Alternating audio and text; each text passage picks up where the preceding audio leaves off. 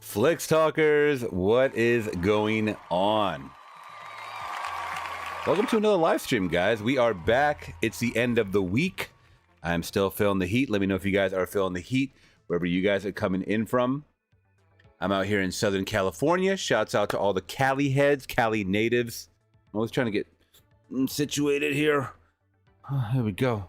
All right. Welcome, everybody.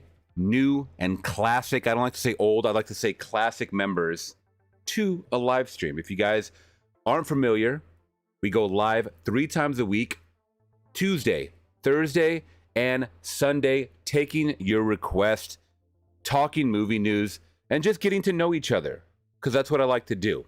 Now, I wanted to acknowledge something. I love when people do this, all right? I'm not trying to brag or anything like that. I love when people do this, and I accidentally stumble upon it.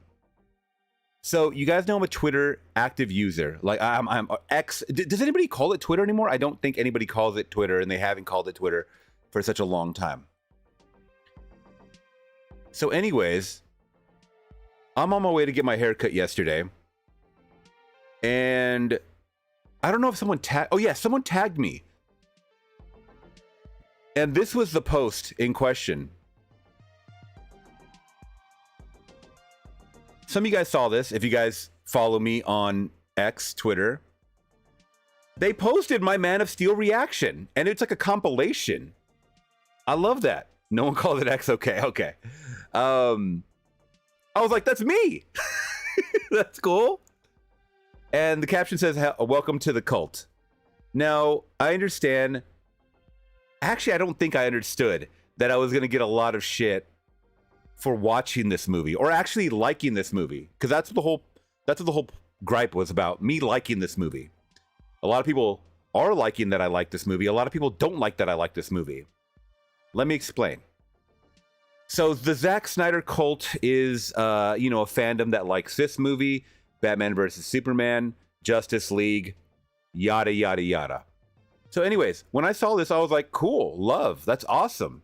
54,000 people saw this. And for the most, I responded and I said, thank you so much for, basically reposting this. Hopefully you guys can join the community, right? Most people are being genuine and saying that they love seeing these pure reactions. Man of Steel was peak. A lot of people are agreeing with me. Then I'm not going to highlight them, but then people started telling me my reaction is fake and you guys are demented. You guys are psychotic. And I'm just like, whoa. When did it get like this? I guess I didn't understand how divisive the superhero world was. Or maybe it's not even superhero. Maybe it's just for Superman. I don't know. You guys let me know. Either way, I appreciated the love so much. And because of that, in like one day, I got over like 150 subscribers. So shouts out to you guys. Shouts out to you guys. I got some people following me on X now. That's great. I mean, if it can give me followers and build the community, that's awesome. So once again, shouts out if you guys are new here. This is what we do. It's kind of like a meet and greet, virtual meet and greet, so to speak. And we like to talk to each other about movies and just how's our day going and different things of that nature. So I think for the most part, it was positive. And you know what? If people want to call me out and say my reactions are fake, well, let me know why you think they're fake and we'll talk about it. That's cool. We can talk about it. I mean, obviously, there's going to be some people that just want to name call me and really just hate on me. And those people you can't reach. But if people want to kind of understand why I got emotional during that movie or just have questions or whatever, I'm all ears. I'm ready to answer your questions like a man, like a human being. I'm not an internet troll or bot or any of that bullshit. So I like to have real conversations with people, all right? I don't do this to win arguments. I do this as an understanding to people, for people as well, because I like to build communities here. Flix Talk, we're building a community here. And that's what I want to continue to do. Because it's Flix Talk, motherfuckers. You can like us or you can... Get the fuck out of here. Y'all know what it is. Well, welcome everybody. Thank you to everybody here that's new once again. Let's see. I did drop my Ice Cube War of the Worlds. If you guys didn't see this, let me actually go over here. My Ice Cube War of the Worlds reaction. It's pretty nutty. There's a lot of wildness as far as like reactions from my end because it was a movie that I watched while a little bit intoxicated. I'm not gonna lie, and it was pretty nuts to say the least. So definitely check that one out. That went up for members, I believe, on Sunday. I also just started a membership right here. So if you go to the front page, guys, youtube.com/FlixTalk, you got all my tabs down here. You got my videos, my shorts, my lives, my playlist, my post. Please go to the community post too. By the way, I'm always posting, asking you guys questions. But now we have a membership tab. Oh, also we have a store too. This is something that I really neglected. I know it's basic. I'm going to try to work on these as much as possible. But if you want to get like a little Flix Talk tee, you guys can always check that out there in every single color imaginable. There's a bigger store. If you click on it, you can. I'll get more designs. Don't worry. I'm not trying to promote it yet because it's kind of it's half-assed and it's basic. But if you go to membership, this is where I'm going to start posting a lot of exclusive content or early content. Okay, and you guys can check out some of the perks here. And I'm going to let you guys discover it for yourself. But it is on the front page. And I do appreciate you guys to the fullest. All right. So that being said, yeah, War of the Worlds is rough. That's why I did it, because I wanted to see what all the hype was about. So that being said, what's up, Mark? What's up, Amanda? Amanda's my mod, so be nice, guys. She's always in here, making sure everything's cool and calm and collective. We got Cleon in the building. What's up, Cleon? We got Sully. Sully is saying classic members has a fancy ring to it. Classic members. I like it. See, I like that. Like how they say classic movies. You know, they're not old movies, because old is kind of, I mean, I don't know if old has a negative connotation to it. I mean, it might to some people, but I like classic. I like the word classic. Wrong. No one calls it X. Yeah, there is a couple of guys that I follow. Like I watch their videos and they call it X. I think they're trying to make it a thing.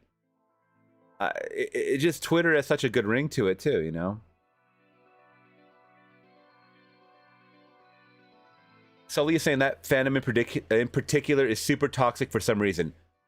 You know what? And like I said, I'm here to answer any questions that anybody has for me about like me watching the movie, or if you want to have a dialogue like a person, let's do it. If you don't, if you just want to bash me for watching that movie and liking it, then that's ridiculous. And you know, I mean, I'm not here to do all that. So, you know, I'm here to make sure that my little action figures look all cool in the background, though. But speaking of, can I show you guys all of these cool Funko Pops really quick that just dropped? I'm sure Amanda saw a bunch of them, because I usually repost them on my Twitter and stuff. Funko Pops new. I don't know if... Let me see. I just know that they have the Smile Entity, which I am really looking forward to. I think it comes out in a couple months. But there was like a whole slew of them that came out. Oh, yeah. Okay. Let me nerd out for a second if I can, guys, please. So I saw this and I was like, oh my God. So you got the Haunting on House Hill, which I've not seen that yet. The Smile Entity is the one I'm really interested in. These two movies are my favorite horror movies of like the 21st century. Smile 1 and Smile 2, for sure. Buff Chucky, I don't know what that's about. That's probably from the series. I stopped watching that series after 3 seasons, I think. Or 2 seasons, maybe. We got a Xenomorph from Alien Earth. That's a series that people are watching right now. I fell off of it. I didn't even like the first episode, to be honest, so I stopped watching it. Okay, let's go over it. This is also Wendy. This is Wendy right here from Alien Earth. And then you have Buff Chucky. You have the Entity right here, which is cool. Buff Chucky. You have the Crooked Neck Lady. You have from Five Nights at Freddy's. That's all I know. Who is this? It says the names at the top, but let me see. Oh, that was Freddy Fazbear with Pizza Launcher. Okay. Monster High, Claudine Wolfe, and Ozzy Osbourne. We have an Ozzy Osbourne one. Oh, look at that. Bark at the Moon. That's kind of cool. Rest in peace, Ozzy, who just passed away recently. But yeah, I definitely want the Entity one, guys. So when that comes out, let me see. Does it have a release date on it? I want that. It just says it's $15. Let me see. Yeah, okay. That's... Why do they release that and they don't release the dates on them? But... all right. What's up, JT? Good to see you, my friend. Titanic in the building. James Cameron announced his next project after he's done with Avatar. That'll be like 20 years, though. Last Train from Hiroshima. Oh, yeah. I heard about that. He bought the rights to the book in 2009. Excited? I don't even know what it's about, so I can't really be excited. I don't know if I can be excited, to be honest. But, I mean, what's it about? Tell me a little bit about it. Sell me on it. If you can sell me on it, I might check it out. Other than that, I really don't know what it's about. I just saw some people talking about it a little while ago.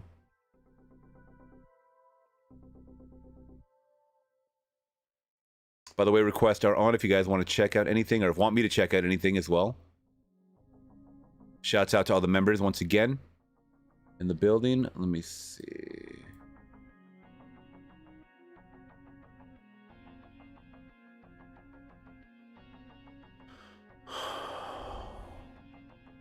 Why is this backwards?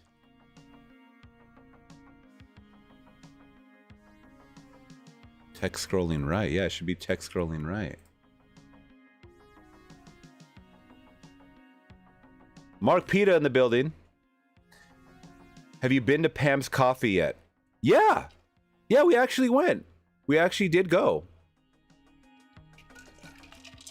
Torian, thank you so much for that donation. We got a little bit of Craig Mack coming in with Veronica. Okay, we'll check that out in a bit. Yeah, I actually did. You know what? Let me open up my. Well, let me change. Let me do something really, really quick. Scroll right.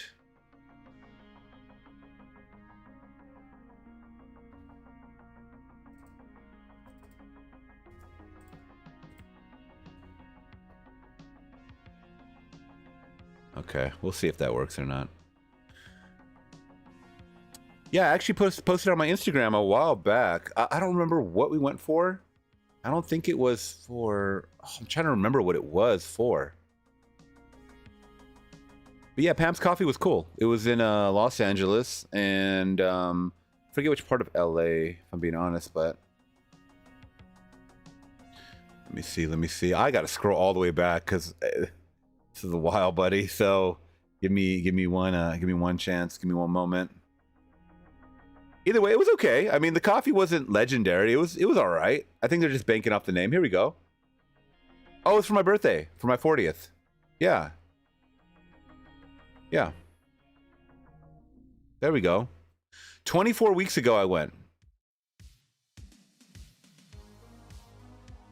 A Cup by Quentin Tarantino. Yeah. That was cool. It was fun. I think we just went out there for some coffee, and then afterwards we went to a breakfast spot, and then we spent the day out there, and then we got out before it got... Yeah, it's in the right next to the Vista Theater in Los Angeles. Yeah, the brown sugar latte. I had a latte too, but I forget what it was. I should have put what it was, but... Yeah, Pam's Coffee is fantastic. Let me actually go to their page. If you guys didn't know, it's a coffee spot that's inspired by Pam Grier. And her coffee character that she played the famous blaxploitation movie Coffee, which I did react to on my channel. It was great. I actually got that coffee mug. I got it because I loved it so much. Very good quality mug as well. There's my guy Quentin right there. Love Quentin. You guys know I'm a Quentin fan. I didn't get a chance to get any of their pastries, but they got some coffee cakes. Everything's coffee related. But yeah. Ooh. I'd get that. I'd get the shirt. Or, I mean, the sweatshirt. But yeah, check them out if you guys are around the LA area. They're on Sunset. There's a lot to do in that area. A lot to do in that area. All right, let's see. Mark said some people just never leave high school. Ain't that the truth, man? You're so right about that one.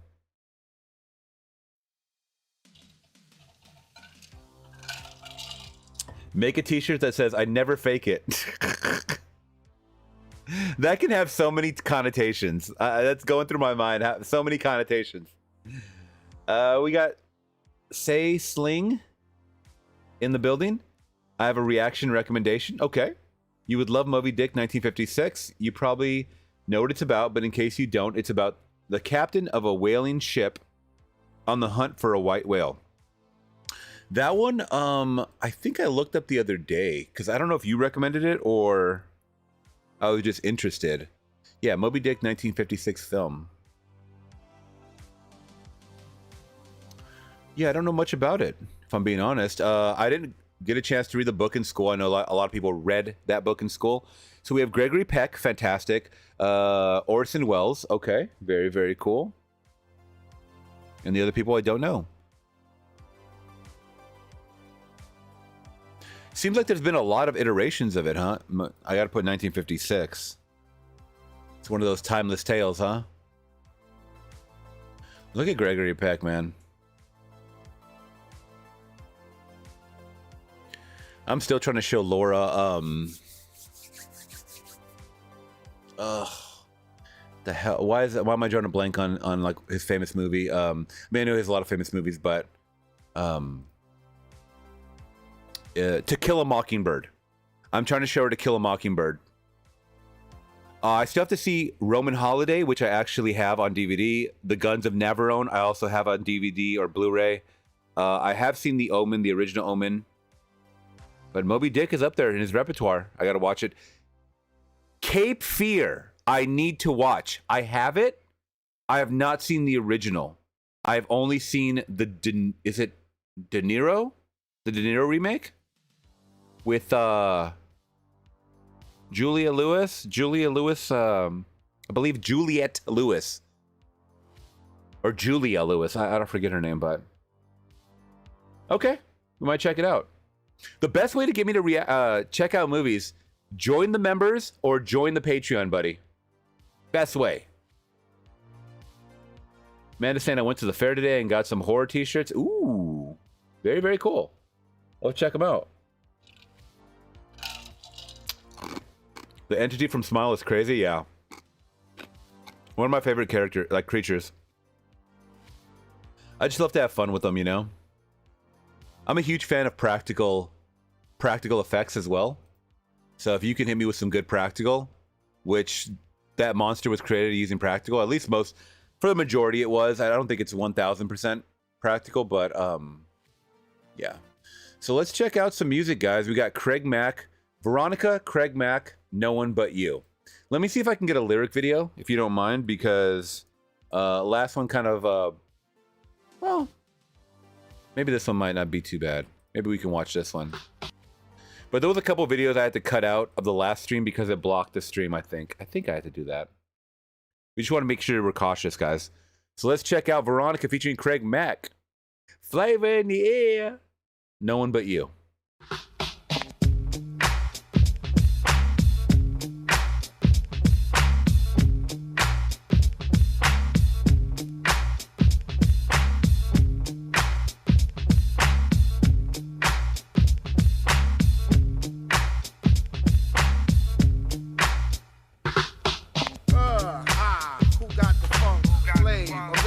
Mac, here we come.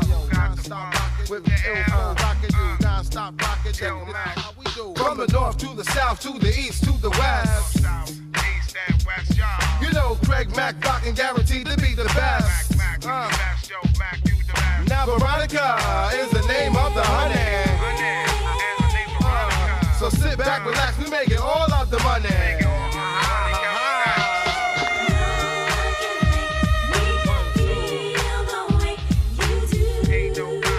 Okay, I don't think I've heard this one.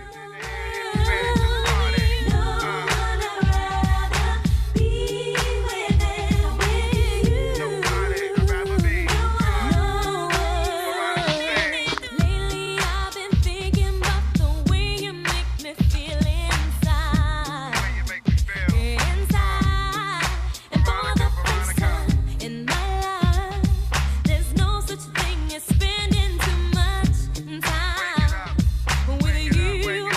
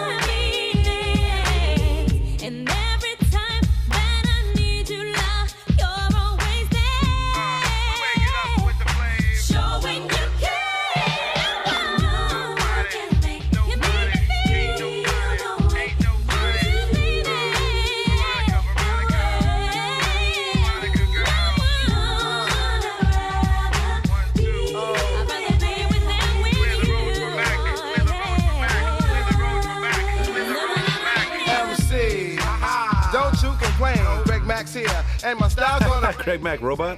Cause my name, nothing you can do that. My rhymes are V12 when you's a Honda scooter. Veronica, for you I say a rhyme. My ill design on the mic that block mankind. In the line, I take MCs by the million, do them lovely. I pop MCs, you pop the bubbly, I'm proper. Guaranteed short shot doctor, circle NYC in the Mac helicopter. So call a doctor. Sick style, holding notes like the opera. Dread me so much that you think I'm a roster. Imposter, eat your ass like lobster. Mac you bad, and there's no one to stop ya. So who got ya? I put them seeds in the skillet. Javonica's the baddest, all you niggas need to kill it.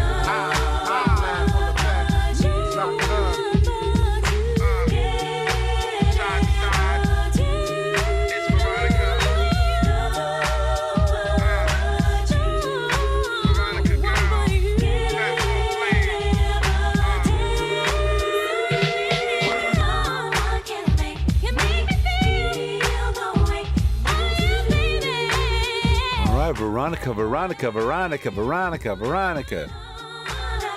I'll be honest, I never heard of this girl at all. But she sounds pretty good.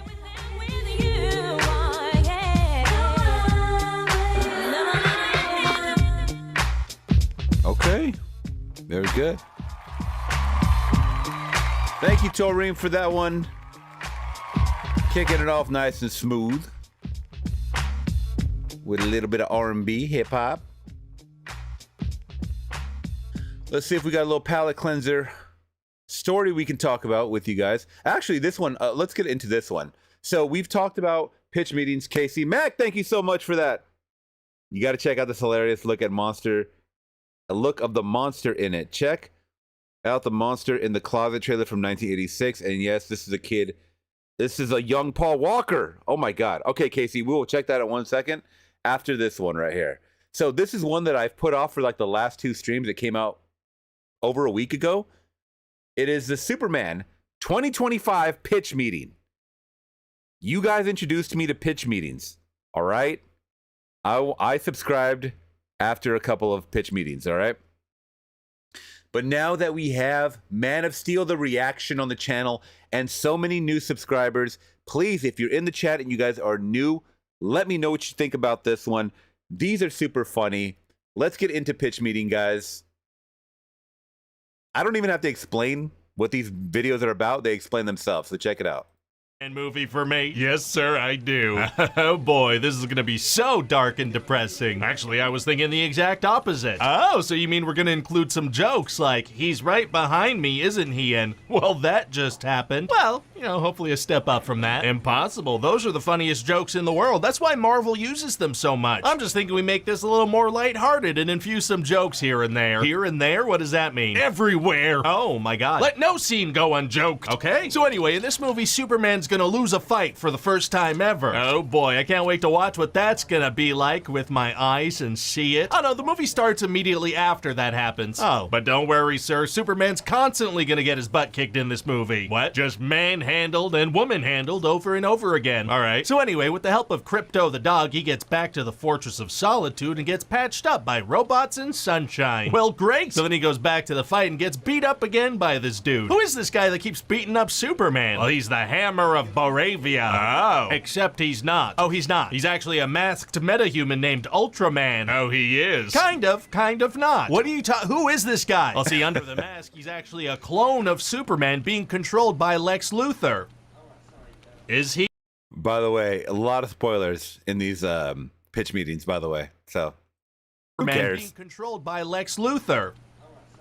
Is he? Yes, I'm done with the identity twists. Or am I? Yes, I am. Okay, cool. And how does Lex control this guy? Well, he shouts commands at his henchmen, and those commands are various fight moves, so he's able to beat Superman that way. Isn't Superman, like, incredibly fast? Well, yeah, but his speed is no match for the speed of a guy yelling orders at another guy who then enters the orders into a computer, and then a clone does those moves. Cute! Yeah, I guess that doesn't leave a lot of reaction time. So anyway, also Clark and Lois are dating and she knows he's Superman. Oh, interesting dynamic. And he agrees to be interviewed by her as Superman, but they get into a little argument. How come? 'Cause me! maybe he did a little war crime, maybe not. Been there. He may have slightly tortured a world leader. Torture-related relationship troubles are tight. Yeah, see, he stopped this powerful fictional nation from attacking a less powerful fictional nation. Fiction is wild. What an imagination you have. Thank you. And now Lex wants to distract Superman so he can go fiddle around in the fortress. I just got that. I just got the undertones. And this is what everybody was complaining about. This is what everybody was complaining about. Superman would never do war crimes. Superman, guys, he is there to protect people. And once again, fictional movie. Fictional movie. I know I'm the one that walked out of that movie and said it's very Israel versus Palestine. I understand that. And it's hard not to believe that or not even think about that in today's climate. Your mind just automatically goes there. But at the end of the day, when Superman is yelling at Lois, or not even, he's defending himself. He's getting emotional. She's getting emotional. And he is having to defend that he is saving human lives. But don't you think that's out of your jurisdiction? This is a superhuman. Are we really splitting hairs here? I mean, wouldn't you want anybody that has superpowers to save as many people as possible? Fictional or not? And it became an argument that everybody had online. And it's like, okay, who are these real people that are arguing with me or not at this point or not? Nation from attacking a less powerful. He stopped this powerful fictional nation from attacking a less powerful fictional nation. Fiction is wild. What an imagination you have. Thank you. And now Lex wants to distract Superman so he can go fiddle around in the Fortress of Solitude, so he releases a kaiju in Metropolis. Extremely rude. So Superman wants to stop this thing without killing it, but then this trio of heroes called the Justice Gang pop in and they just straight up kill the thing. Oh, the Justice Gang, huh? We should have them bicker about their name throughout the whole movie. What? That's one of the funniest things you can do in a superhero movie. That's why Marvel does that so much. Okay, I guess. So the Justice Gang is this Green Lantern, Guy Gardner, and then there's Hawk Girl, and then there's Mr. Terrific, the guy from Shark Tank. No, and so Lex and his goons, they decrypt this message. Shit, I forgot about Mr. Terrific from Shark Tank. Also, this was my biggest fucking gripe, guys. I'm sorry. And now that I guess I'm a Snyder cultist now, dubbed by the internet. Okay, this scene right here. So Superman's trying to save everybody from the kaiju's path, right? And everybody's gripe with me, or actually with Man of Steel, was like, him and Zod were crashing through buildings, killing hundreds of people. Do we not know about human casualties? I don't understand what is going. How more real of a movie does it become when you have collateral damage? I think that's fucking awesome. These are fictional movies, guys. Zod really didn't fight Superman in Metropolis, okay? It really didn't happen. I don't know if you guys didn't know that. This wasn't 9/11. Like, this didn't fucking happen. All right? I don't know in what world did you think that this was a real event that was being filmed. If civilians died, I want that because it adds to the stakes. But Superman would never do that is such a fucking, almost said it, argument to me. It adds depth and realism to this character and the movies. What don't you get about that? That's why I said that Superman 2025 was PG-13 compared to Man of Steel. I'm an adult. I don't know if you guys knew that.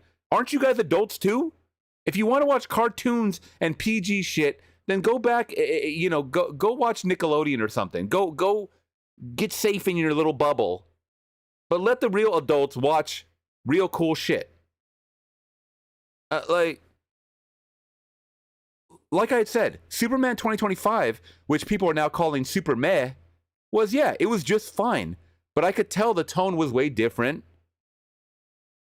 You know, it was PG-13, bruh. What do you want me to say? And they just straight up kill the thing. Oh, the Justice Gang, huh? We should have them bicker about their name throughout the whole movie. What? That's one of the funniest things you can do in a superhero movie. That's why Marvel does that so much. Okay, I guess. So the Justice Gang is this Green Lantern, Guy Gardner, and then there's Hawk Girl, and then there's Mr. Terrific, the guy from Shark Tank. No, and so Lex and his goons, they decrypt this message from Superman's parents, and turns out they wanted him to take over the world, so they broadcast that to Earth. Well, how can they be sure it's not fake? Well, Mr. Terrific tells Superman he knows the guys that verified this, and they're legit. Well, couldn't Lex have bribed or threatened them? Impossible! Get all the way off my back about that. Okay, let me get off of that thing. So then another big monster attacks the city. Oh no, so what does Superman do? He lets the Justice Gang handle it. He's gotta go talk about his feelings. Fair enough. So then he decides to explain himself. By the way, that part I didn't have an issue with. It was just off-putting that that Superman literally takes a break from a fight. I'm tired. I had a hard day. Oh. Now that I'm thinking about it, I was like, it's funny. Like, it's very James Gunny for Superman to literally go and take a seat. He takes a seat inside of this apartment, which I don't even know if it's his or someone else's. He takes a seat in this apartment while mayhem is ensuing behind him and the Justice League is fighting, or Justice Gang is fighting. All right, this is what's happening if you guys haven't seen this movie. Talk about his feelings. Fair enough. So then he decides to explain himself to the world and reassure everyone he means them no harm. Turn himself in. That works too. And the government gives him to Lex, who shoves him in a prison cell in a pocket universe. How can he keep Superman in a cell? See, Lex also captured this guy Metamorpho who can turn himself into things, so he turns himself into Kryptonite. Why would he do that? Because Lex kidnapped his little baby. Oh my goodness. So they work together, and along with the help of Krypto and Mr. Terrific and Lois, they get out of the pocket universe. Hey, if Lex wants Superman dead, why not just kill him right away with this Kryptonite dude? Well, because then the movie would be over and it's not quite time for that yet. Understandable, carry on. So now frickin' Lex opens an unstable portal to the pocket universe and creates a dimensional rift that starts splitting Metropolis. Oh, those are words. Dangerous words. So Metropolis literally starts getting torn in half. Wow, so tons of people must die. Well, no, because they evacuate the city. Just a city full of people all manage to leave immediately? Yes, but now at the exact same time. See what I'm talking about? You can't show all this death and destruction and just say, oh, but everybody survived somehow. Everybody got out of the city. They all jumped over the earth cracking. They all just jumped over that. They were fine. Because in our movies, in James Gunn movies, people don't die. Many flaws. Yeah. Now that I'm watching this, so when you're watching a movie for the first time, right, you're just up and your jaw is dropped because you're in a mega theater. You're going to have a different feeling once it sets in. And then when you see someone break it down like this, obviously I can tell which time I had a better, I just had a better flow with the other movie. I don't know what else to say. I got to stop acting like I have to defend my reviews. I don't know what the fuck is wrong with me at this point. That frickin' one nation wants to attack the other one again. Oh man, gonna be tough to deal with both those things at once. Actually, it's gonna be super easy, barely an inconvenience. Oh, really? Yeah, see, Superman sends Hawk Girl and Guy Gardner and Metamorpho to go handle that over there, because teamwork makes the dream work. What do we call that teamwork? Delegation makes the dream work. There it is. So anyway, then Mr. Terrific manages to close the rift, and Lex admits that he orchestrated this whole thing to make the world hate Superman. A very sneaky bald man. And Lois exposes the truth to the world, so Lex, he's gonna be in big trouble. Wow, well, just goes to show you, billionaires always get held accountable for their sketchy behavior. Well, sounds like a great movie. Yeah, you think? Yeah, I just think it's missing a little bit of hype building for the future of the DCU. I could slap a quick cameo right at the end. That'll do it. Oh, by the way, I hated Supergirl at the end of this movie. I'll probably get shit for that too, but I don't give a fuck. I hated her mannerisms. I hated how Gen Z she was. Hi, this is Ryan Jordan. Very good. Very, very good. But guess what, guys? You gotta like Supergirl or else you're sexist and you're a misogynistic white man. But I'm brown. You're a white man. It doesn't matter anymore. Hatred can only come from white people. Oh, God. This world we live in, guys. Well, that was very good. All right, let's get into this first reaction, or first donation. Thank you so much, by the way. Oh, JT said, I just finished watching the live drop on Patreon for the Twilight Zone episode 15 and 16. By the way, tomorrow that's coming for members only on YouTube, so please join as a member if you guys can. I would appreciate it. You guys will get it early. That's episodes 15 and 16, once again, for Twilight Zone. The rest of you guys got to wait till the weekend. All right? So let's see. Let's check out Monster in the Closet trailer from 1986.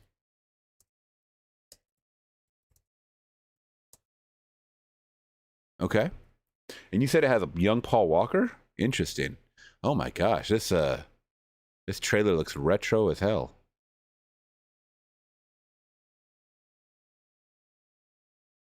Oh no. Wait a minute. Wait a minute. This is a trauma film? Oh, by the way, we're going to talk about some trauma news after this. Let's talk about trauma news after this. I fucking love this intro for trauma. Takes me back.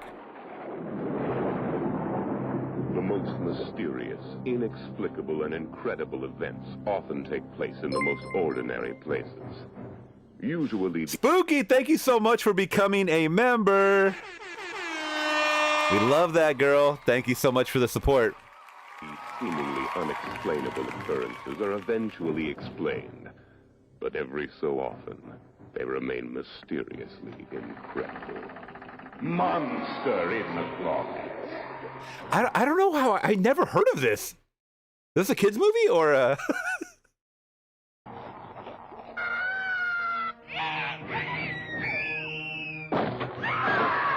We ain't talking about no snake here. President declares national emergency. Yes, it was something so hideous, so gruesome, so frightful. Oh. Ugh, what is that? I know every one of you hiding places. Among the slippers and pajamas in the grisly depths of your closet. You know what this reminds me of, guys? This reminds me of what's that movie with Fred Savage? Is it called Little Monsters? I believe it's called Little Monsters. We used to watch that one all the time. Q, you remember this movie? The monster was cool? Yeah, it looks very cool and slimy and very practical. Almost like that monster from Ernest. Halloween. Ernest Scared... is it Ernest Scared Stupid or Ernest does Halloween or something like that? Little Monsters? Little Monsters was so good. That was Howie Mandel, right? Was that Howie Mandel? The entire United States Marine Corps could not stop it. Let's send this bastard back where it came from! What? Oh my God. Armored weaponry and firepower could not stop it. Fantastic cinematic special effects could. Look at these cinematic special effects, guys. Highly developed nuclear flower pots could not stop it. Even the most incredible array of international superstars. Henry Gibson, Stella Stevens, Donald Moffat, John Carradine, Howard Duff, Claude A. I don't know any of these people they're talking about their naming. Howard the Duck, is that what he said? Moffat, John Carradine, Howard Duff, Claude Akins, Paul Dooley, Jesse White, Frank Ashmore, Donald Grant, Denise DeBerry. Who? Not stop it. Who the fuck are these people? Anybody heard of these people? It's gripping. Is that Paul Walker? I can't tell with this quality, man. It looks pretty ass. It's gripping. It's shocking. It's horrifying. It's incredible.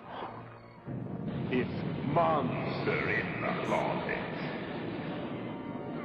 We must act immediately. Destroy all closets. Destroy all closets. Oh God, bro. They got the samurai destroying his... I don't know if this is called the closet or something else in Japan, but... Dr. Pennywood, could you understand what it said? No.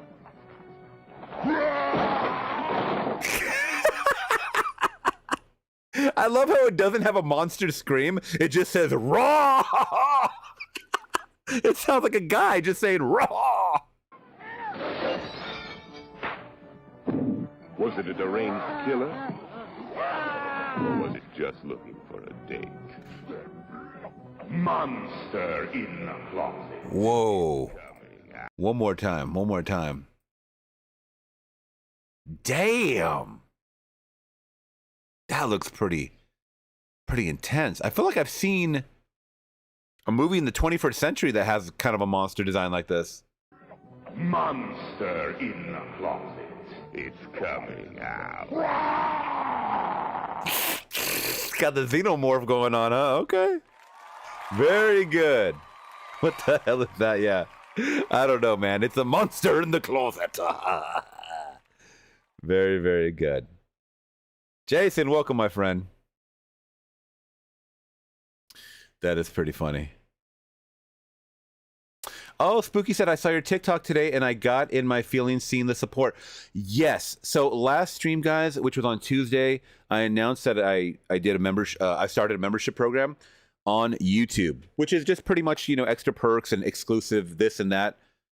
I'm going to try to have fun with it, guys, and really release some more content than just the normies get. I don't know what to call them. Just people that aren't members on YouTube, right? So exclusive content, early content, I guess that's what I could say. And when I announced that, like within like 20 minutes, we got like 13 members. I mean, we got about, I think it was actually, I'm sorry, 3 members, and then JT and Glinzer donated 5 memberships, which I didn't even know you could do. Didn't even know you could do. Oh yeah, I give you guys some emojis too. I don't know if you guys, if that was for members only or not. I'm going to be adding more emojis too, so let me know what would be some fun ones to add for the chat. But yeah, thank you guys so much for the support, and we got a lot coming. Trust me, we got a lot coming.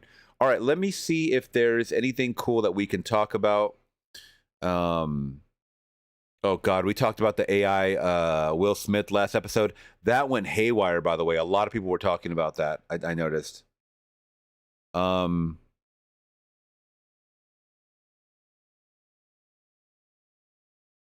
right, we can gloss over this one because it's he just came out with a movie. So Denzel Washington comes out and says, I don't watch movies anymore. And do I believe him? Yes. Because I'm the same way. I told you guys this. I'm going to stop going to the movies. I mean, if I really, really like the movie, I might watch it on streamer. I know what you guys are going to say. I used to be the support guy. I understand this, but my time is super valuable right now, and I just can't do it. I know there's a lot of good movies coming up, too. I really want to see that new Stephen King, The Long Walk. I think it's called Long Walk or Walk On or something like that. I don't know. Walk Hard. I want to see that. There's a lot of movies coming up, right? But Denzel just dropped a movie with Spike Lee, which I didn't see the trailer for, but it didn't really interest me at all. I don't know. I'm not really a Spike Lee fan anymore. I love his early shit, but I don't know. His newer stuff in the 21st century just doesn't gravitate to it. Bamboozled is probably the last film from him that really made me go, wow. And that was like a 2003 movie, 2004. Watch that if you guys haven't seen it. Anyways, he says, I don't watch movies, man. I really don't. I'm just being honest. I don't go to the movies. I'm tired of movies. That's what he says. So, I mean, what do you guys think about that sentiment? This is someone that's been in 65 pictures, by the way. Do you have any dolly shots of this guy that you admire? I don't watch movies, man. I really don't. I'm just to be honest with you. I don't watch movies, man. I don't go to the movies. I don't watch movies. Is it because you make them? Probably. You know, I'm tired of movies, man. Yeah. Yeah. How many films? And you know what? He just didn't want to say, I'm tired of certain movies. He knows that the substance of movie quality is not there anymore. It's not like it was in the 70s, 80s, and 90s. No, it's definitely not. So when he probably hears about all these projects, all these controversies for movies and stuff like that, he's probably like, you know what? I'm going to stay the fuck out of it and not even go. And I'm not mad at him because as you get older, time is a precious commodity. And if you guys don't get that you're either too young or you just have a lot of time on your hands that a lot of us don't have. But I get what he's talking about. I totally get 1,000% what he is getting at and talking about here. And this is Denzel Washington, one of my favorite actors of all time. I haven't seen a lot of his new projects. I still haven't seen Gladiator 2. I know you guys, someone just mentioned Gladiator 3 is happening, which I think is going to be a catastrophe because Gladiator 2 made about 460 million worldwide. And before you start licking Ridley Scott's ass, that is a flop. All right. That movie needed to make about 650. All right. To be profitable. Don't bring out the number game, guys, because I will tell you how these movies are continuously flopping. All right. And trust me, I love Ridley Scott. I love all the actors involved. That movie did not make money. Why the fuck are they making a part 3? That's not how it works in Hollywood. Or does it? Holly weird. But Denzel ain't watching movies and neither am I. And why the fuck is he doing interviews with A$AP Rocky? Why? Why is he doing that? Speaking of the long walk, guys, this was something that was posted a while back, but they reposted it. And it got me a little intrigued because I didn't get to watch it on stream with you guys. So, here's the setup. The average human heart rate is 70 to 80 beats per minute. Now, I just watched War of the Worlds. There is a scene where his daughter has a 105 BPM heartbeat. And I remark on that scene in particular because Ice Cube is like, your heart rate is too high. It's 105. And I'm like, I feel like I'm at 105 constantly. So if that's too high, okay. I guess it says the average heart rate here is 70 to 80. I don't feel like I'm ever at that because I know that rhythm. Boom, boom, boom, boom, boom. My BPMs is like a Tyga song, like boom, boom, boom, boom, boom, doom, da da doom, doom, doom, da da doom, doom, doom. That's my heartbeat. All right, it's like a Tyga song. So, anyways, but the long walk pushed viewers' heart rates to over 200 BPMs per minute. So let's check out some of this clever marketing because this is the shit that I do like. This is the shit that I do like, guys. Great marketing here.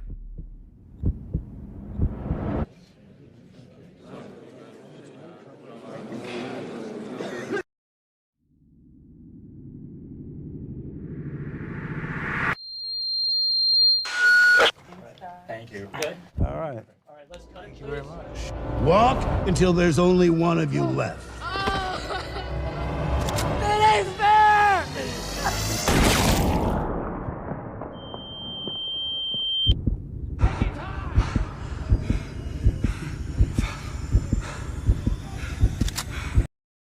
This is great marketing. Even though it's text over the movie, I think this is great marketing. Within the first 20 minutes, heart rates explode over 2.5 times the average resting heart rate. And for the next 40 minutes, they never came back down. At its peak, the movie pushed heart rates to over 200 BPM, the equivalent of a fighter pilot's body under 9 Gs of force. Every death, every step, every mile. Viewers' bodies endured as much as their minds.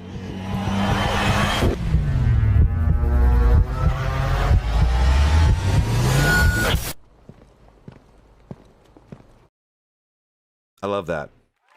I love that. Now that is fantastic marketing. We've seen marketing like this before where they have hidden cameras and stuff like that and they get people's reactions. The heart rate thing amped it up a notch. It amped it up a notch for me. I don't know if I've seen that. Also, did it say that they tied people did it say that they did something with their fingers to gauge? Oh, they did. Okay. It's right here. Right there. Sorry. They put those little things in their fingers to okay. Intense, y'all. I like marketing like that a lot. If I'm being honest. Oop. Sorry about that.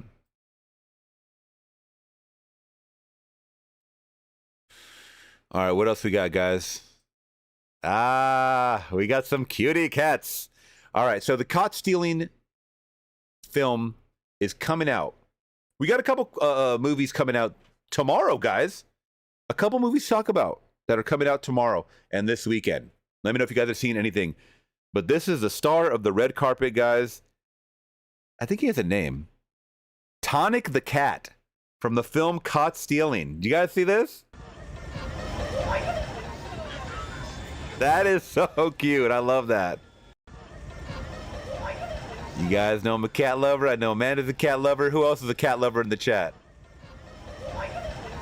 Very cute. Very cute. We love that.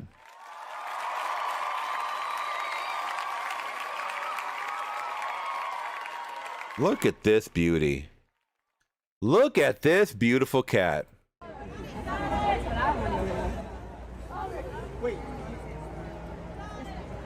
So calm.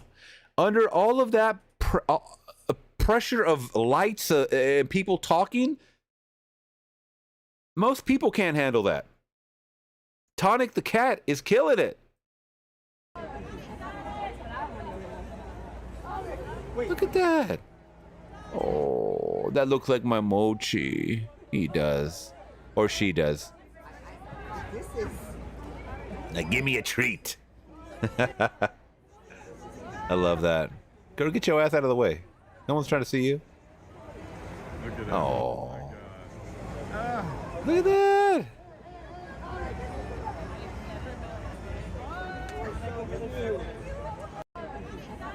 We love that, y'all. Yes, we do. So that's Tonic the cat, y'all.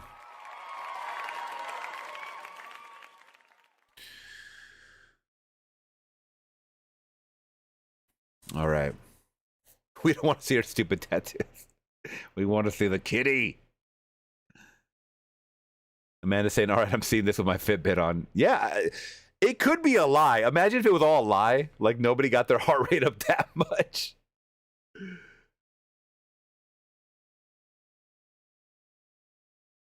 We are getting more Equalizer movies. Are you serious? I thought the third one was the last one. Yikes. Yeah, I would not be mad at Denzel retiring, to be honest. He needs to, I think, hang it up. And I will not be mad at that.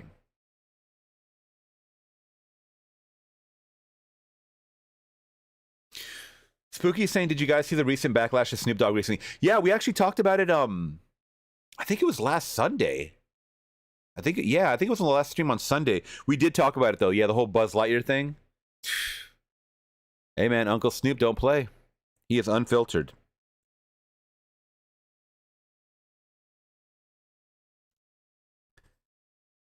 Well, he will be in BP3? I don't know what that means. Black Panther 3? I don't know. What is that? Maybe? All right, we got some Netflix news, guys. Now, with the success of Dahmer, it was only inevitable. Did you guys see the Menendez brothers one? When I heard, I'm gonna be honest, guys. So we watched Dahmer. It was so grotesque, and I mean, yeah, the actor that played him was fantastic. I'm not gonna deny that. It's just these stories were so horrific when you know it's all this stuff is true for the most part, because I don't know if they fabricated anything. It was very hard to watch, and as it went on and on and on, and then there is a victim. Most of you guys know this. There's a victim that was, I think he was deaf, and that shit broke my. We were watching it, Laura and I. I was like, I can't do this anymore. I cannot do this. Like, it made me fucking want to cry. You know what I mean? That this guy did this to people. He preyed on people. And we saw it all the way up until he got caught. And they were like, the mothers were yelling at him like in the courtroom. And then we only have like 2 episodes left. And I'm like, I get the gist of it. I'm good. Like, we're good. Okay? Now, when the Menendez one came out, I was like, I don't know if I could do this, guys. We saw the trailer here on Flix Talk Live, and I was like, I don't know. I want to wait till what people are going to say.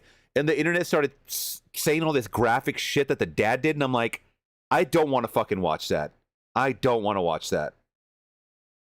You know what I mean? Oh, I know he got killed in prison. I knew that already. I knew that. But I just didn't want to see the Menendez thing. I didn't want to see it. So now, what comes next? Because y'all keep watching it because y'all are psychos and sickos. The Ed Gein story is coming, which, you know, inspired Leatherface and I think even like Psycho and stuff, right? I could be wrong about the Psycho part. Maybe that was too... I think it was, actually. But I know it was definitely... It inspired Texas Chainsaw. But we have Monster, the Ed Gein story, played by Charlie Hunnam. Charlie Hunnam. I was like, yo, I'm excited. Sons of Anarchy was my shit. And I like him in other stuff, too. Yeah, before Psycho, there was Ed. Okay, I wasn't sure about that one. I might watch this one as long as they don't... I mean, okay, I guess I can't pick and choose what they're going to talk about, but... We've seen them get dark. We've seen them get dark, y'all. So this kind of has me. And Charlie Hunnam's good. So he's going to have to bring it. Oh, yeah, before Texas Chainsaw right there. He's going to have to bring it, y'all. What do you guys think? Yeah, Silence of the Lambs. What do you guys think of Charlie Hunnam as Ed Gein? And what do you think about Ed Gein being the next Monster story? I'll be honest, man. This Monster series teeters on the line of just how far we've come from just talking about stories amongst people, you know, around campfires and shit, to like speaking about it on the news channels and radio and stuff like that, to people creating whole podcast videos and stuff like that, or just podcasts in general, true crime podcasts. Now it's a global sensation with Netflix series and different series about, you know, on streamers. It's the most watched things, guys. It's crazy. We are so fascinated with death. We really are.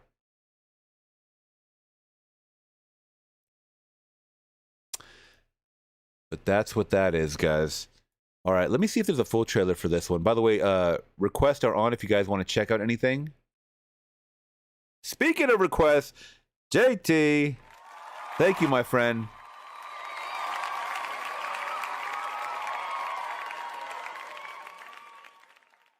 So, we'll check out this one and then we'll get to JT's request, because this one's only 22 seconds. So check this one out, y'all. I saw this pop up. Bloody disgusting. I love them. They put out some great pictures. So they just posted yesterday, I believe, a teaser for a new film coming out. Now listen to this. Nicolas Cage and FKA Twigs star in The Carpenter's Son, a dark horror movie exploring the childhood of Jesus Christ. Okay. Now, if it has Nic Cage playing young Jesus Christ, I don't... Is he playing young Jesus Christ? Because Jesus Christ, this motherfucker is old. How is he playing young Jesus Christ? And it's going to be a horror type movie?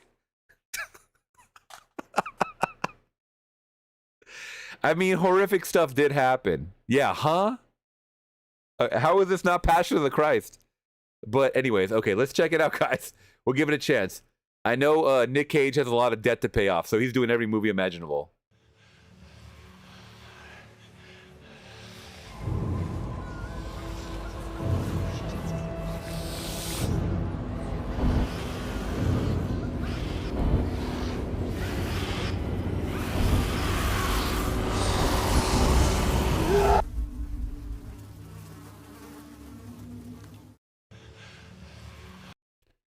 I don't like all the body contorting shit, but they know that that's what freaks out people.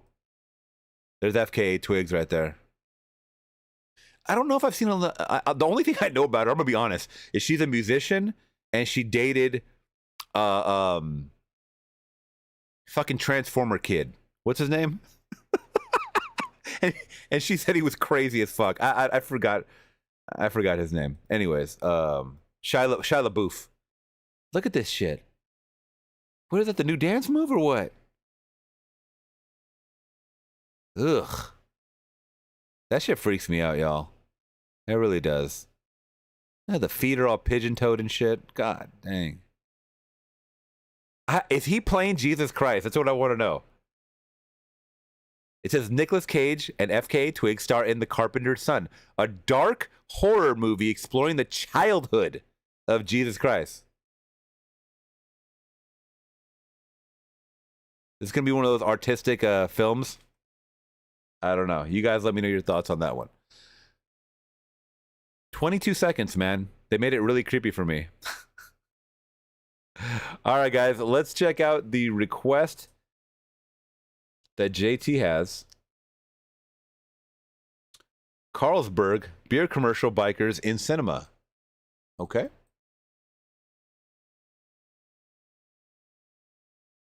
By the way, requests are on, guys. I will be here for about another hour, hanging out, taking your requests.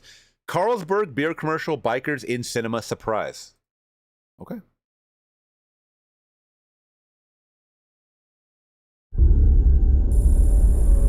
All right, so we're in Brussels, guys. The muscles in Brussels. 148 bad boys.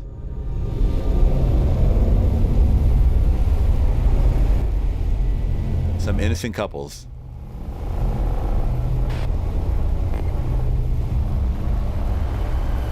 And only 2 seats left.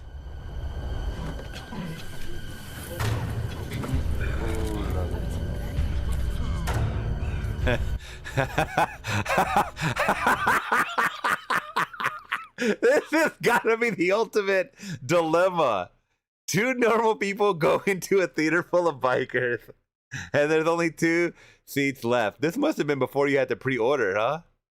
Reserve your seats? Hold on, I gotta see these 2 guys.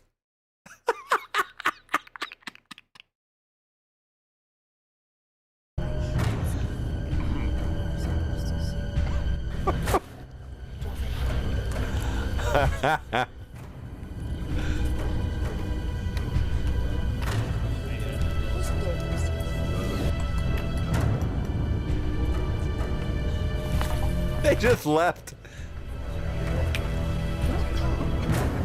Ooh, she was going for it too. Did you see those men? You know what, this is a good social experiment because it really does put into light how we judge people based on their looks. And yes, bikers are people that have a certain aesthetic, a certain look. Tattoos. I see, a lot of bald heads here. I see a lot of caps. I see a lot of bandanas. The ruffian. The roughy scruffy, right? So we judge that. We prejudge people. Piercings, all that stuff, right? They look like bad dudes. Okay? This is a good social experiment. I like this. This couple's going for it. This couple's going for it too. They went for it. They went for it too.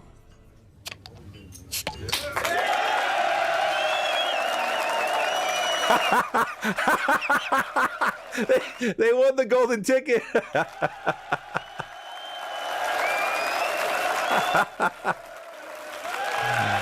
That's cool. Cheers. Oh, that's a good one. That's a good one. All right.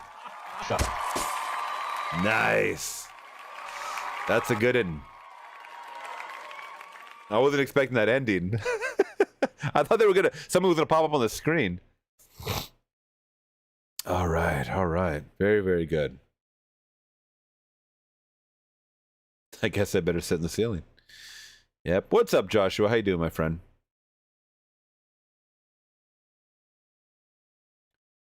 Nic Cage must owe like $1 trillion. No, I believe he really does owe the IRS some back taxes. I'm not even joking about that. Nic Cage putting on a fat suit to play John Madden. Oh, Glinster, what's up, by the way? I did see that. I don't know if I saw the pictures, but or maybe I did. It's been a while since I saw him. I think it's been a few weeks. Taurine, thank you so much for that. Got another super chat in the building. Let's see. Nic Cage, John Madden. Oh yeah. Oh wow. What a transformation. Let's see. Look at that. This is Christian Bale too, right? I think this might be Christian Bale on the left. Man, so Nic Cage put on a fat suit, huh? He didn't go all out and do the weight gain thing, huh? Should have done it. It would have been like I think Christian Bale did that too. Yeah, Christian Bale lost weight for a role and he gained weight.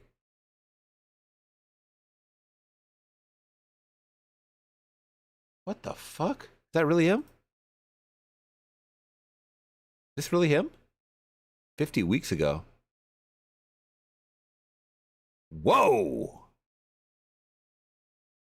50 weeks ago? Damn, how long ago they were filming this? Okay.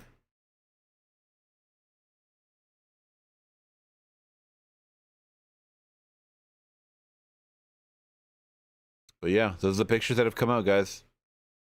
You let me know what you think. Crazy.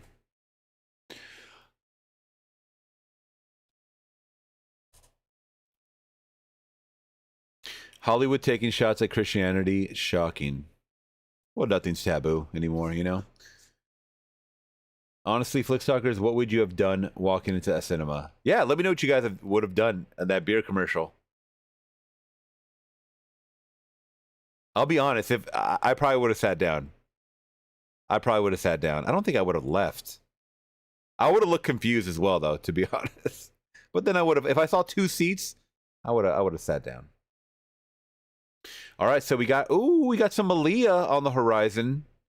By the way, Aaliyah did pass away. I believe it was her 24th anniversary death just a few days ago. Anniversary.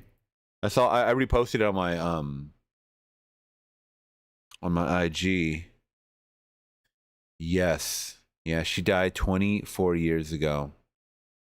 Ain't that crazy? Leah's death, revisiting the plane crash that killed R&B singer 24 years ago. Such a freak accident, too. God. Aaliyah died in a plane crash on August 25th, 2001. The R&B singer was only 22 years old when she died. Investigations later revealed that the chartered plane she was on was overloaded by 700 pounds. Fucking nuts, man. Freak accident.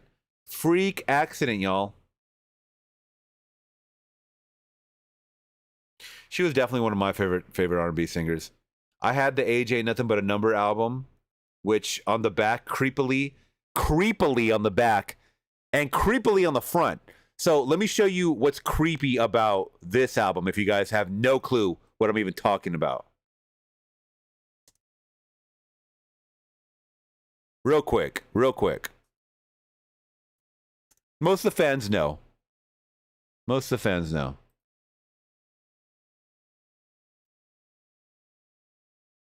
Who does that look like in the back? Who does that look like in the back on that album cover, y'all? Yeah. Q knows. Tori knows. R. effing Kelly. Now, if you guys have not seen, I urge you to watch. Well, he's in jail already, so I mean, justice was served.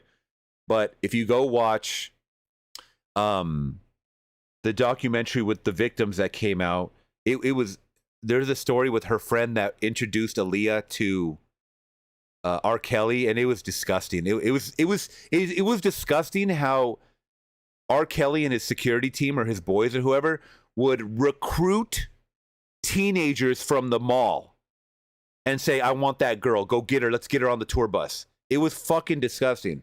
This shit was running rampant. Pedophilia was running rampant back in the day, man. Yeah, she was like 14. I believe when they had sex, she was 15. Because there's an incident where the girl talks about how she walked in on them having sex and Aaliyah was 15. This is not a joke. But anyways, but the back, you look at the back of the album, that's the one that used to shock me the most.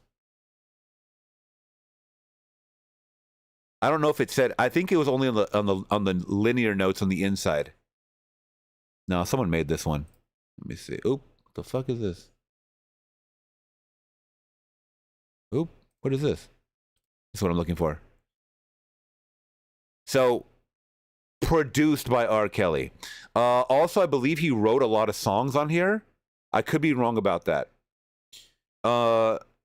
Let me look this up. The reason why I'm saying it is because the name of the album is Age Ain't Nothing But a Number. Let that soak in. A 15-year-old is singing Age Ain't Nothing But a Number, produced by R. Kelly. I want to see if this song is written by him because I believe it said it on the notes back in the day.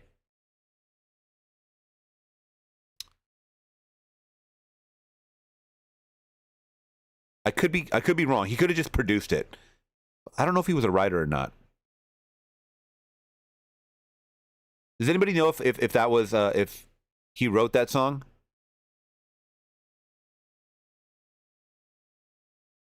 Let's see. Who wrote Aaliyah? I'm not trying to be creepy, guys. I'm just trying to let you guys know that that the music industry is fucking scary. Who wrote Age Ain't Nothing But a Number?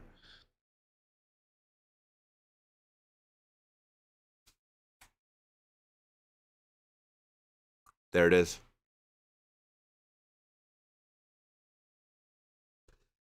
The audacity. This is fucking sick. and he put it out there for the world to see, and no one caught it. No one caught it until 15 years later or whenever he got busted. He wrote a song for a 15-year-old girl saying age ain't nothing but a number, and she sang it, and he had sex with her. That is next level pervert, pedophile. He was like, I'm going to do this, and then I'm going to have her sing about that it's okay to do this. Well, you know, it's not a big deal. Age ain't nothing but a number. I mean, there it is. I was always curious about that because I know he produced the album. I just didn't know if he wrote it. Now I'm extremely sick. Sorry. But we're not going to honor her memory that way. We're going to honor her memory by playing this request, guys. I know that's a rough setup.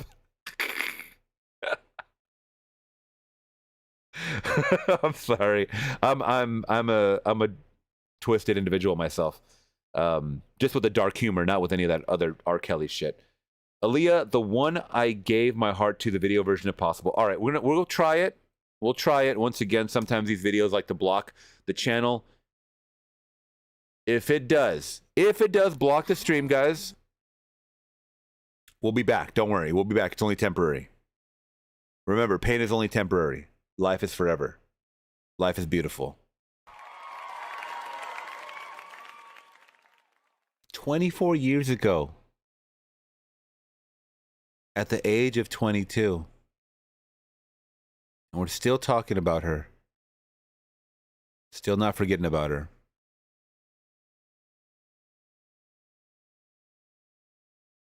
What would she have been doing? Would she have a family? Would she actually tell her story? That's the part that gets me. She never got to tell her story with R. Kelly. Any of the other stories that were behind the scenes that no one knew except for her. Sad. All right, let me see if I got any other. Oh, this is okay. So we were talking about movies that are coming out this weekend, guys. So I bookmarked this. You guys know I like to bookmark all the stories, okay? Follow me on Twitter. Please follow me on Twitter for more. I'm always giving my thoughts on stuff. Where did I save this? I had to have saved it. God, I just bookmarked so much shit though. It's like Where is it? Where is it? Where is it? Oh my gosh. I can't lose this one. It's about a new movie coming out this weekend. Oh, please don't tell me the person deleted it or something. Dude, I think they did. Ah. No. Okay. Fuck, I think they did. Okay, so it was about the Toxic Avenger, the new Toxic Avenger movie. Someone wrote a review for it, and it was extremely not good. Not good, guys. But he did a letterbox for it. I have to find this. Because his experience was insane. People walked out of the movie, and they demanded a refund. I'm not lying. I am not lying. And I know this is a movie that I don't even know anybody talking about this movie. But I read the letterbox, and I thought it was so fucking funny. I wanted to read it to you guys. Something tells me this guy took it down.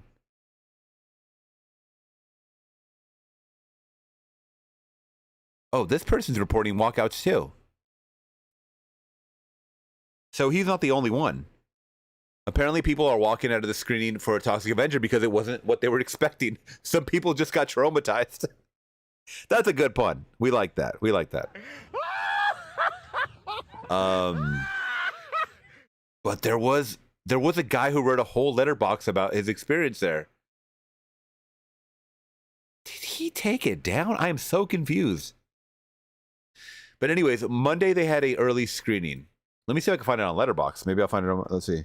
The Toxic. By the way, this is a movie that came out, that was made in 2023. Okay? Let's see, guys. I'll be here for about another half an hour, guys, taking your requests. All right, let's go through Letterboxd really quick. Let me see if I can actually find it. I know he gave it a 1 star. So maybe I could just go through the 1-star ratings. There is a lot of people that did 1 star. Oh, half a star rating. God damn. Half a star rating? Okay, I'm not digging through all this shit. Either way, okay, well, let's just get to some news about it. Because there is a book. That makes me a little upset. Because I was all pumped up to talk about this letterbox. Unless it's somewhere else. Maybe I'm just like scrolling too quick.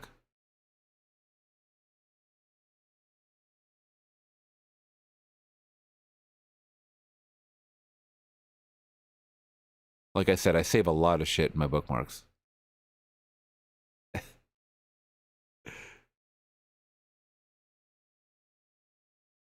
Some cool things, some news related.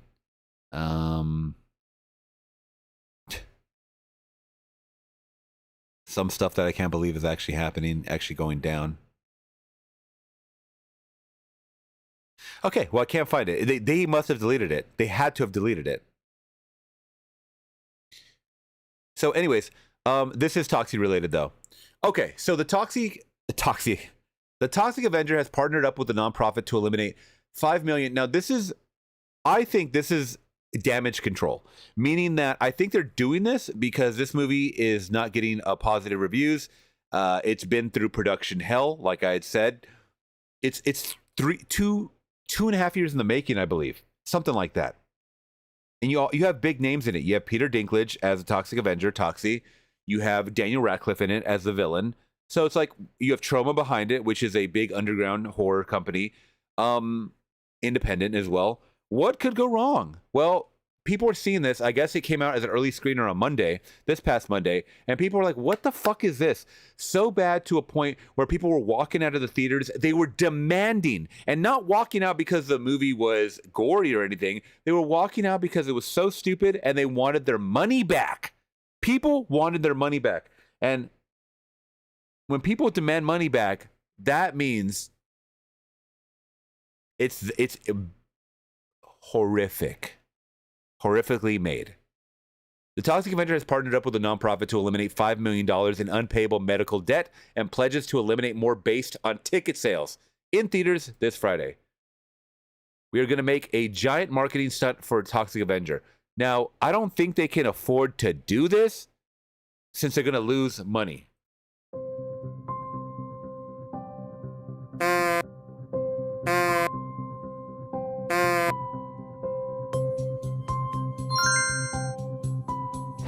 don't know what tears are.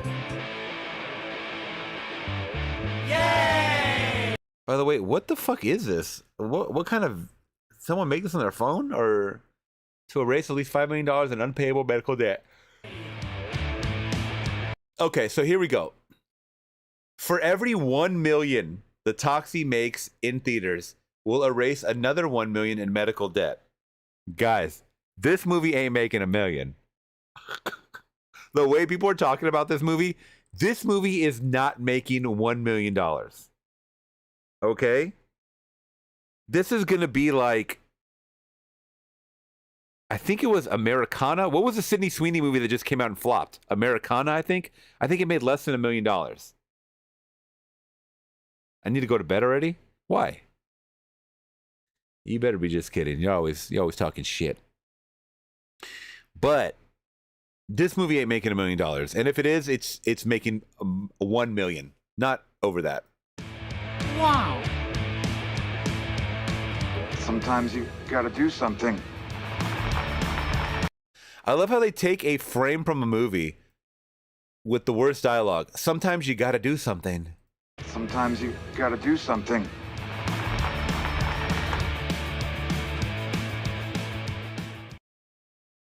This is the worst marketing. Remember we talked about good marketing with the long walk? This is bad marketing.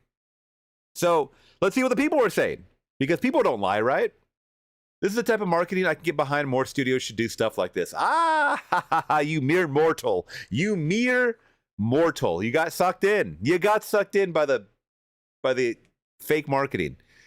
This person says the trailer is so bad. The movie looks like a big load of BS. The question is why? It had been ultra trash in the 80s and 90s. Why now again? Exactly. No one was asking for this. Emotional guilt trip to see the movie. Interesting market strategy. Well said. I don't care how bad or mediocre the movie is. I think this will definitely be worth going to the theater for. Okay, there you go. This person says, funny how campy Gorefest superhero flick is doing more to fight medical debt than half of the politicians in Washington ever had. Oh, okay. Well, the thing is, you have to make money for them to donate that back. And this movie ain't making money. Wild how we celebrate movies paying off medical debt instead of demanding a system where people don't drown in it to begin with. Very true. So it's a slimy way to get the public eye to pay for it. Who knew a superhero could fight debt too? All right, there you go. So, yeah. I want to see some actual reviews. Let me see. I want to see some actual reviews for the Toxic Avenger. The first one I clicked on.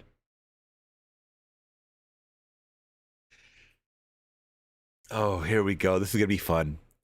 Toxic Avenger underrated 2025 was a waste of my time, money, and energy. I don't know what I was expecting, and I was still disappointed. 2 out of 10. Don't support this shit. Also Blair, you owe me $13.49 for this god-awful experience. Oh my god.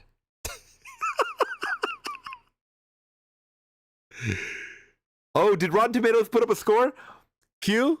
No fucking way. I was on board because I love Trauma, I love Toxie, but I was like, the more I see the shitty CG, and dude, this is Trauma, and I heard that there's so much CGI gore in this. That's not what Trauma's about. That goes against everything Trauma has said or has put out in their films. Like, what?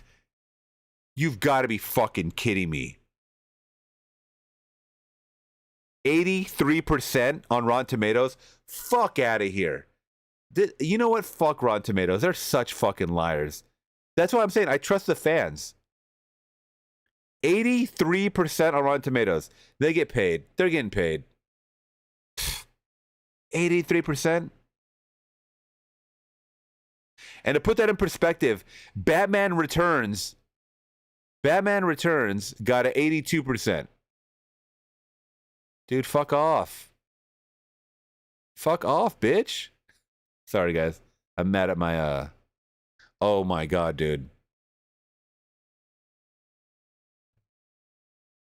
82% for Batman Returns. This movie's phenomenal. Are you kidding me? Are you kidding me? Anyways, let's go back to the actual reviews. 2 out of 10. Let's see. I'm not reading that. This person says, genuinely ecstatic to report that Macon Blair's Toxic Avenger remake rocks. Incredibly solid hit/miss joke ratio and cartoonish gore. Plus, Peter Dinklage was awesome. So happy to finally have this film after such a long wait. Okay, this person liked it. This person says the Toxic Avenger is a hilarious, grotesque, over-the-top satirical look at society and the man-made destruction of it. It's ridiculous, absurd, and absolutely obscenely gory, but fully self-aware and relevant at the same time. Okay. The campiness works well, too. It's Terrifier on acid. Terrifier's already on acid, but okay. I mean, I trust their judgment. Let's see. I want to see what the people are saying. By the way, it looks this picture looks fucking horrible. This can we zoom in even more? Oh yeah, this is a high quality picture. What is this? What is this? This is extremely bad and ugly makeup. You could see right here where this comes out of the eye socket and the mask. This is not what Lloyd Kaufman had dreamed of when he was talking about, a remake in 2023, You could see the green makeup right here on the eye that's supposed to go into the This is bad shit. This is not good. This is not good, guys. Look at the brain. They couldn't even get this looks like Party City shit. I'm sorry. Ugh. Gross. And not gross in a good way. Not grotesque. Anyways, I'm not reading any more reviews. Fuck that. Terrible. Terrible. And they should be ashamed. Yes. That is not movie worthy. That is something that you and I wear when we go trick-or-treating or something or whatever. You need a warm glass of shut the hell up. Yeah, Rotten Tomatoes is lying, bro. They're the fucking Lion King. Aaliyah would have been a triple threat, singer, actress, and model. Yeah, for sure.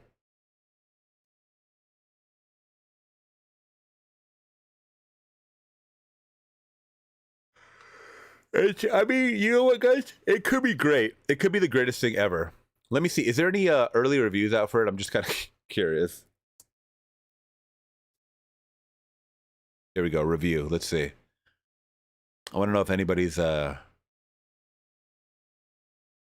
talking about it.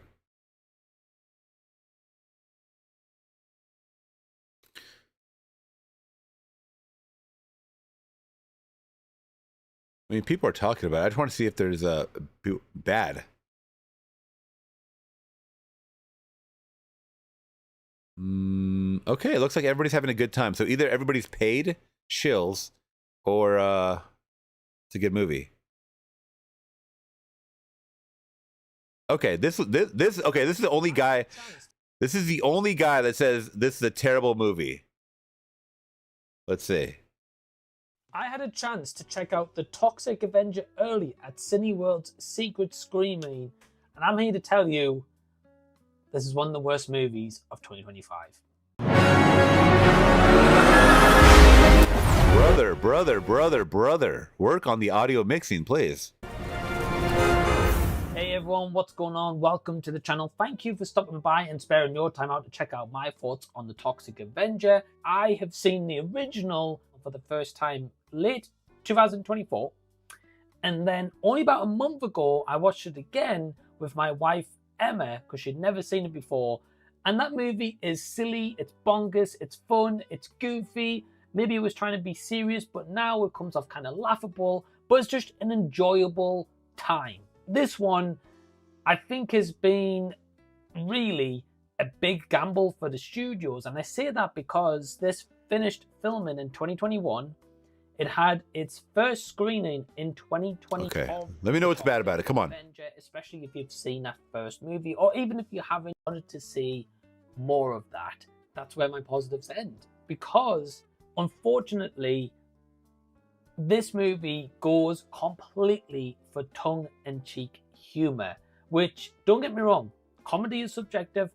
I do love a tongue-in-cheek humor comedy. I love a dry pan. I can generally deal with any kind of comedy. I'm an open book in that sense. This interpretation, however, was trying to go for just funny joke after funny joke, and then tonally it then goes into more of a serious act, to then going back to comedy, to then going back to serious, and it's a mess tonally. It doesn't know what it wants to do, but the humor is not good. Yes, I mean, I've got like one or two little tiny chuckles, like, ha, you know, like that kind of moment, but that was genuinely about it. At the 40-minute mark, I was honestly contemplating of walking out of The Toxic Avenger. It was that crap. Now, wow, okay. Go check them out if you guys want to see a good review. It's called Did You Z That? Very good, my friend. I'm gonna give him a thumbs up for that one. But based on some of the thumbnails that I just saw on YouTube, it looks like most people had an enjoyable time, I think, or maybe they just didn't take it that seriously. I don't know. Let's go to the chat really quick, guys. I love The Batman Returns. I saw that film when I was 12 years old in 1992. Yeah, it's a great film. I saw it when I was a kid. I saw all of them when I was a kid. Mark is asking, do you subscribe and support others who do movie reactions? Yeah, 1000% I do. The ones that I like, I mean, they're like the most popular ones. So like Jeremy Johns. I used to watch Chris Stuckman. Not anymore. Q Reviews, of course. Q Reviews in the house. Shouts out to Q. I'm trying to think of like who else does movie reviews, because I watch more movie reactions than anything. But let me see. I watched some political people.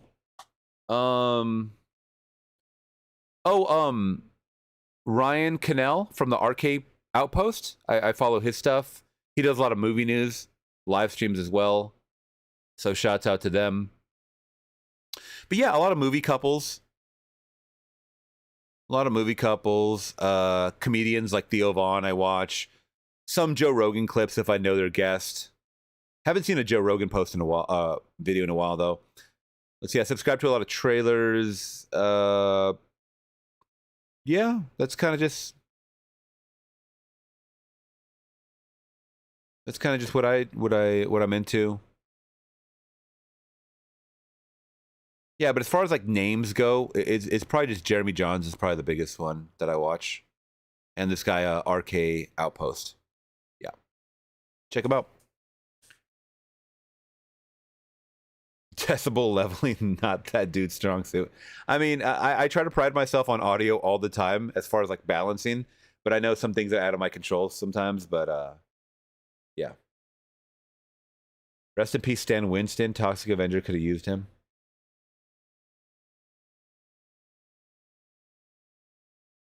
Toxic Avenger. Yeah, the first Toxie is actually all the Toxie movies are great. All Trauma films are very fun. I also have to call him out for that yellow chair. Come on. I mean, I got a red chair, red and black. I got this one because this is my favorite color is red and black. Obviously, I mean, hello. But all right, let's see if we can get a couple more stories in, guys. Leave any questions you have in the chat. Also, I'll be taking some requests for the next 15 minutes. And let me see.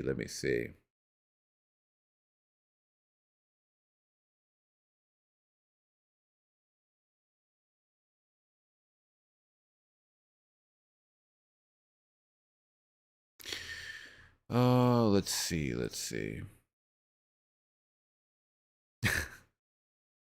Okay, this is a sad one. We'll talk about this now because it's not I don't want to leave off on this note. So Bruce Willis, the 70-year-old movie icon, has reportedly been moved into a new home with 24/7 care, separate from his wife, Emma, and their children. He can no longer speak or remember that he was once a famous actor amid his battle with dementia. So he's been officially moved into a home. And a lot of people are upset about this because they're like, you know what? What happened to family? The family's supposed to take care. I know in some cultures, the family just stays with you forever. Asian cultures, Mexican culture, the family unit, they stay together till you die. Till you die. I know a lot of people are like, that's too crazy. That's too much. Let's put grandma and nana or whatever in a home. Okay. But, you know, a lot of people are upset in these comments and they're letting it be known. Now, you guys let me know in the chat. I mean, what do you guys think about this? Bruce Willis is now being put in a home because the dementia is setting in hardcore. So let's go to some of these podcasts. I'm sorry, some of these comments. I just read this guy that said podcast. Can we stop calling him Bruce Willis? I think we have to rename him. I'm not sure what yet, but I think Bruce, long gone.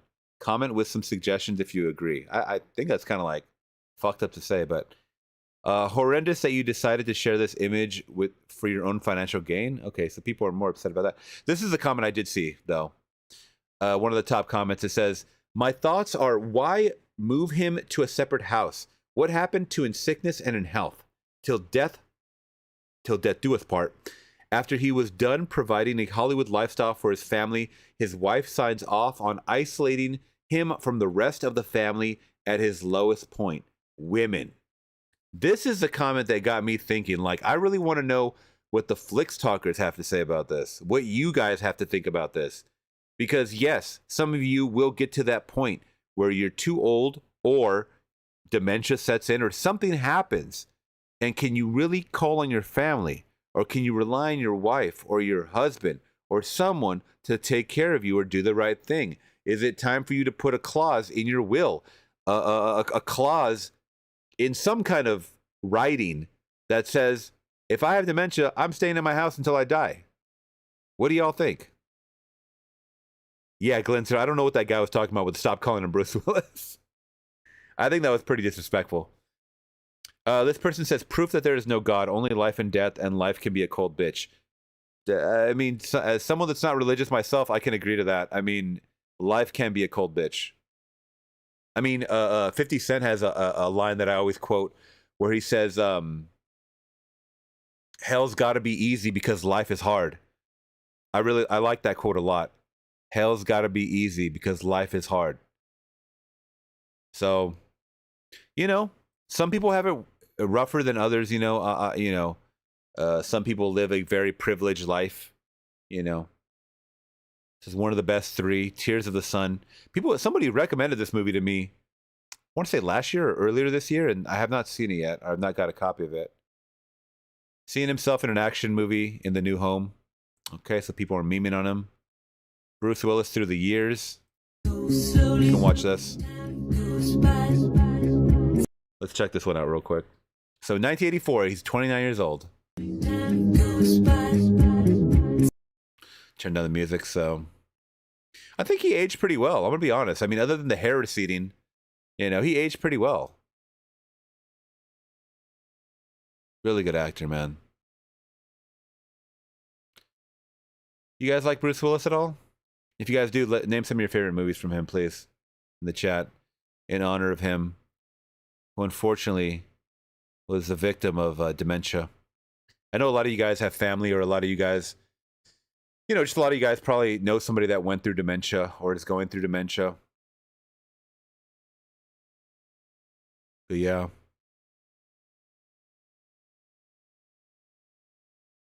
He rocks it well, the bald look, I will say that.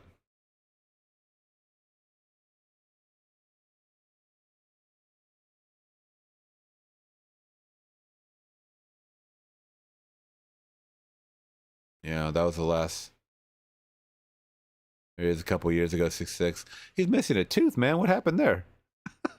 What happened there? What happened at that home, man? You bit something or what?